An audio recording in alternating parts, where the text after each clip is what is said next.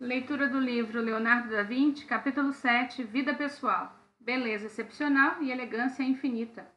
Leonardo ficou conhecido em Milão não apenas por seus talentos, mas também pela boa aparência, corpo musculoso e personalidade agradável. Segundo Vasari, ele era um homem de beleza excepcional e elegância infinita.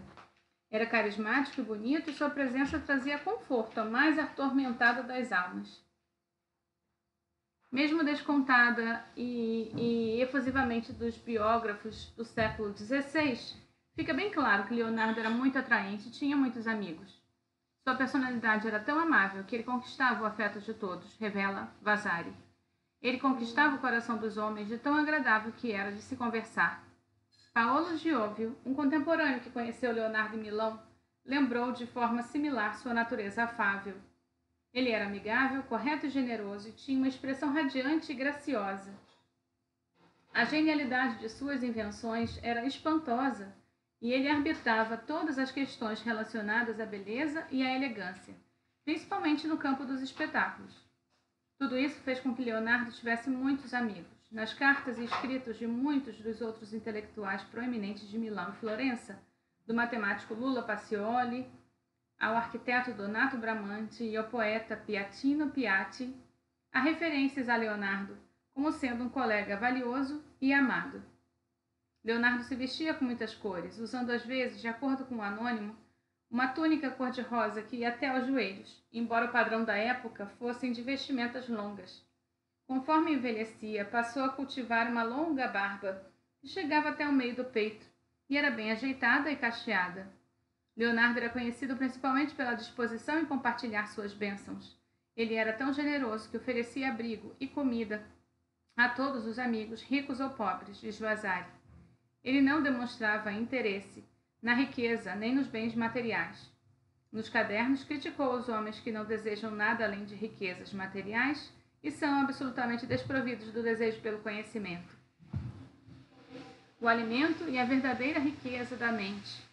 Como resultado, ele passava mais tempo buscando conhecimento do que trabalhando em tarefas que lhe atrairiam dinheiro, além do necessário para manter o crescente séquito que frequentava sua casa.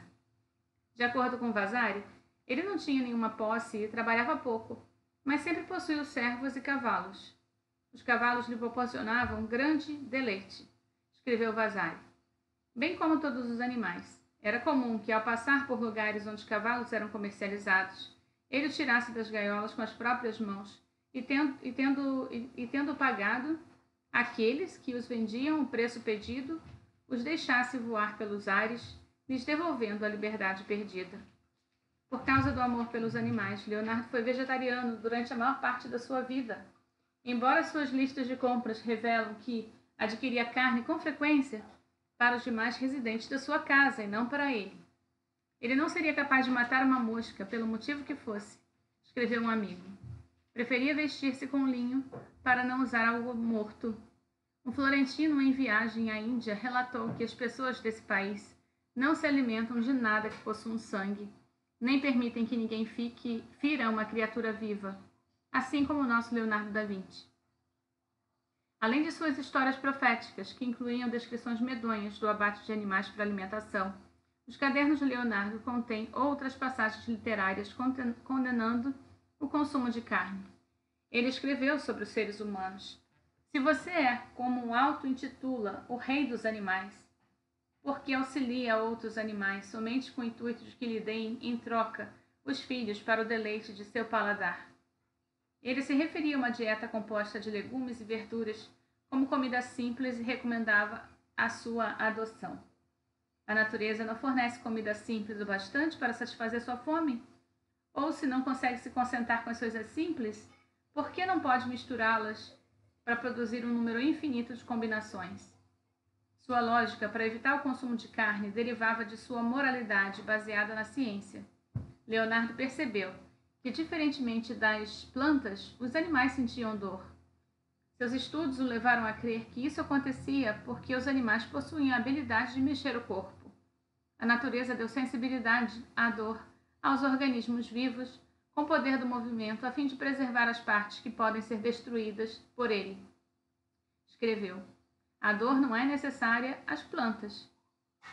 Salai.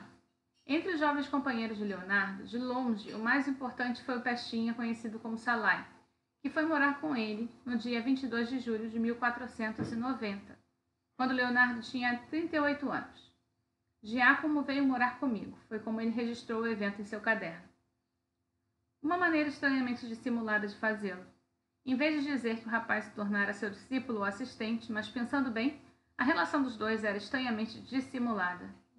Gian Giacomo Caprotti tinha na época 10 anos, era filho de um camponês humilde de um vilarejo próximo, chamado Oreno. Leonardo logo passaria a se referir a Giacomo com bons motivos como Salai, ou Diabinho.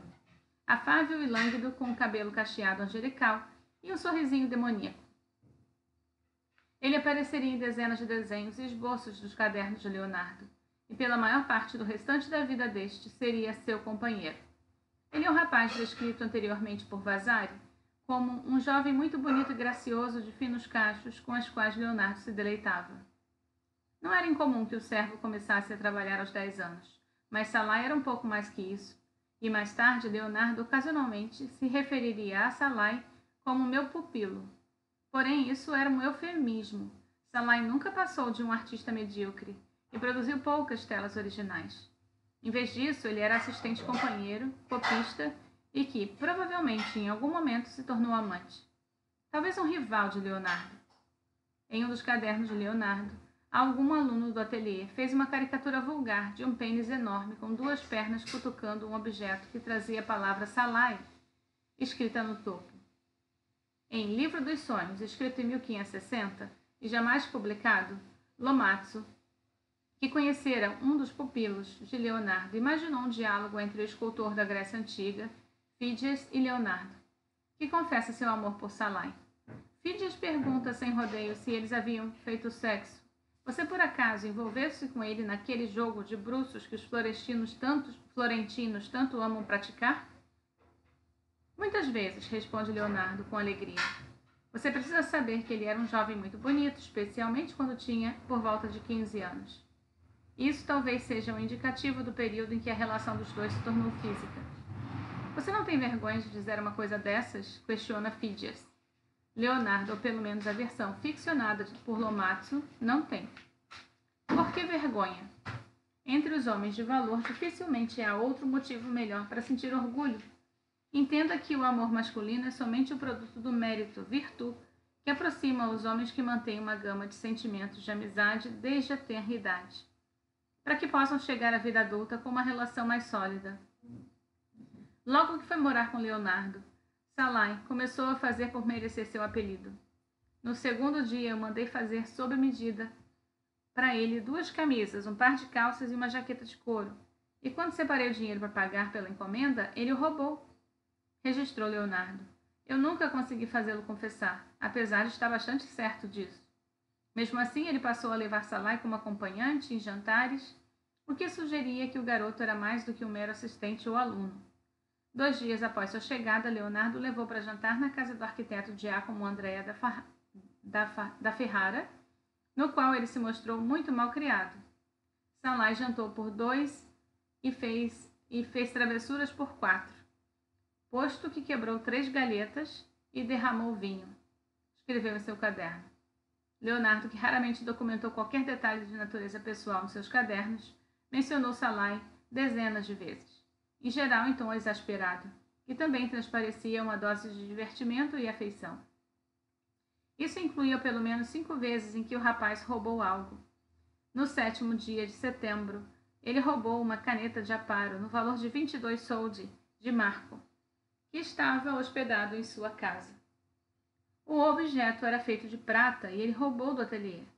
Após procurar por muito tempo, Marco acabou encontrando-o escondido na caixa de Giacomo. Durante o espetáculo feito para o casamento de Ludovico Sforza e Beatrice d'Este em 1491, Leonardo percebeu que quando eu estava na casa do Sr. Galeazzo, da San Severino, para organizar o festival que acompanharia esse torneio, em alguns lacaios haviam se despido para experimentar as fantasias de selvagens a serem usadas para a apresentação. Giacomo foi até a carteira de um deles, que estava em cima da cama com as roupas, e pegou todo o dinheiro guardado nela. À medida que essas histórias vão se somando, começamos a nos divertir, não apenas com o comportamento de Salai, mas também com o de Leonardo, por seguir tolerando e registrando suas transgressões. O maestro Agostinho de Paiva me deu um pedaço de couro turco para que eu pudesse fazer um par de botas, e um mês depois Giacomo roubou de mim e o vendeu para um sapateiro por 20 soldi, com os quais, segundo ele, o próprio confessor, comprou balas de anis. Lê-se em outro exemplo a linha do relato, então, estão escritas em uma letra pequena e impassível, mas na margem ao lado do outro trecho, as palavras de Leonardo dobram de tamanho e ele escreve em garranchos raivosos: ladrão, mentiroso, teimoso e ganancioso. Sua picuinha persistiria ao longo dos anos. Uma lista de compras ditada por Leonardo a um assistente em 1508 termina com as palavras: Salai, eu quero paz, não guerra. Chega de guerra, eu desisto. Não obstante, ao longo da vida de Leonardo, continuou paparicando Salai e vestindo-o com roupas coloridas e elegantes, muitas delas cor-de-rosa, cujos custos, que incluíam pelo menos 24 pares de sapatos sofisticados e um par de meias tão caro que provavelmente era cravejado de joias, eram registrados em seus cadernos de forma rotineira. Desenhos de jovens e velhos. Antes de Salai se mudar para sua casa, Leonardo já tinha dado início ao padrão que o acompanharia para a vida inteira: o da posição da figura de um jovem andrógeno muito bonito, com cabelo encaracolado, a de um homem mais velho, com rosto vincado, como aquela folha dos temas, com queixo protuberante e nariz aquilino. Como ele escreveria mais tarde, nas pinturas narrativas, você deve interligar intimamente os exatos opostos, pois eles conferem contrastes entre si, sobretudo quando aparecem de forma adjacente. Assim, ponha o feio ao lado do belo, o grande próximo ao pequeno, o velho perto do jovem. A disposição aos pares era o motivo que ele herdara de seu mentor Verrocchio, especialista em velhos guerreiros viris e lindos rapazes. E a representação dos dois tipos encarando um ao outro acabou se tornando uma constante nos cadernos de Leonardo, como Kenneth Clark escreveu. Entre seus desenhos do gênero, a figura mais comum é do homem careca e barbeado, com uma carranca formidável, nariz avantajado e queixo pontudo, que às vezes aparece na forma de caricatura e com mais frequência como um ideal. Os traços fortemente acentuados de seu rosto parecem ser os Leonardo que o Leonardo via como estereótipos de vigor e determinação, e que por isso se tornara a contraparte de outro perfil que brotava de uma pena com a mesma facilidade: o jovem hermafrodita. Esses são, na verdade, os dois hieróglifos do inconsciente de Leonardo, as duas imagens que sua mão criava quando a mente estava vagando, um homem viril e outro afeminado, ambos simbolizando a dualidade da natureza de Leonardo. O mais antigo par de perfis, do qual se tem notícia, aparece em uma página de seu caderno de 1478, quando ele ainda estava em Florença. O idoso tem nariz comprido, pontudo e curvado, lábio superior afundado e queixo exageradamente pronunciado, dando forma à carranca usada com frequência por Leonardo.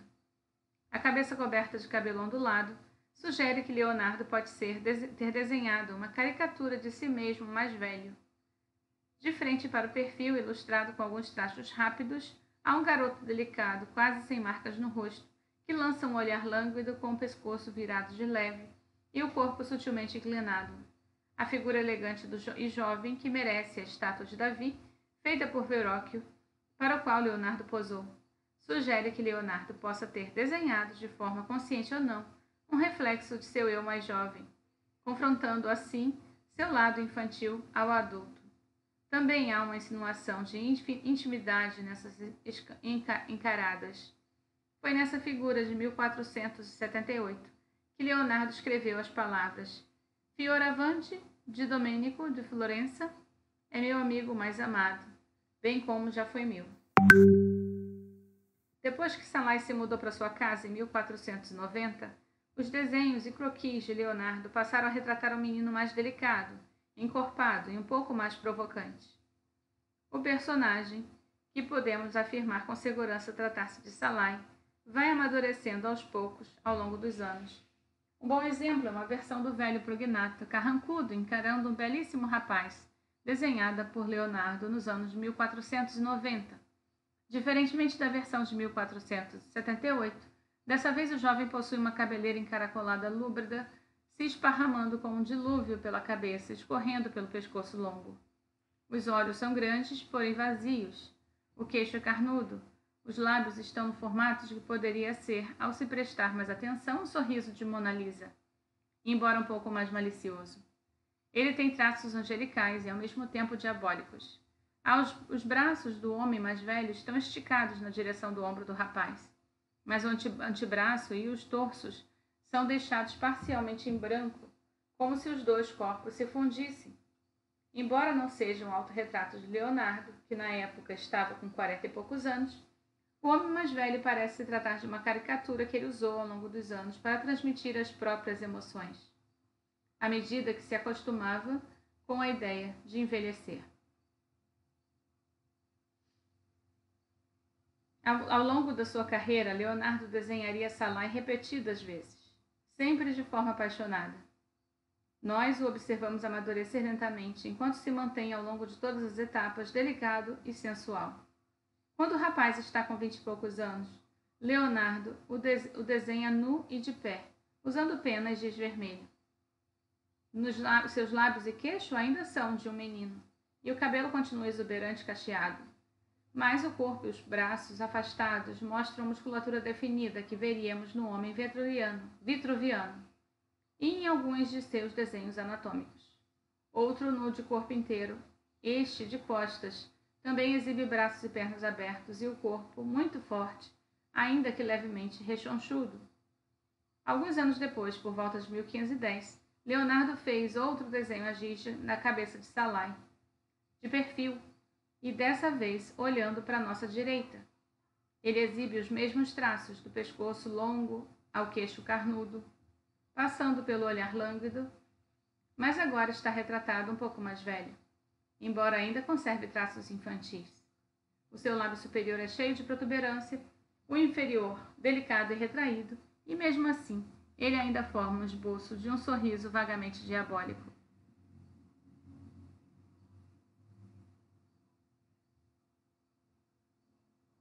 Mesmo em seus últimos anos de vida, Leonardo ainda parecia hipnotizado pela imagem de Salai.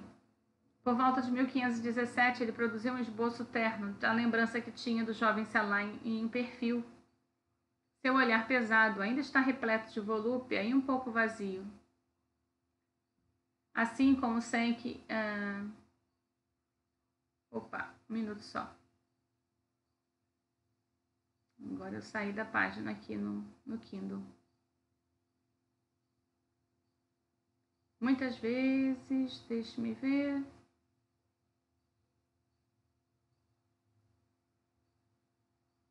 Me perdi.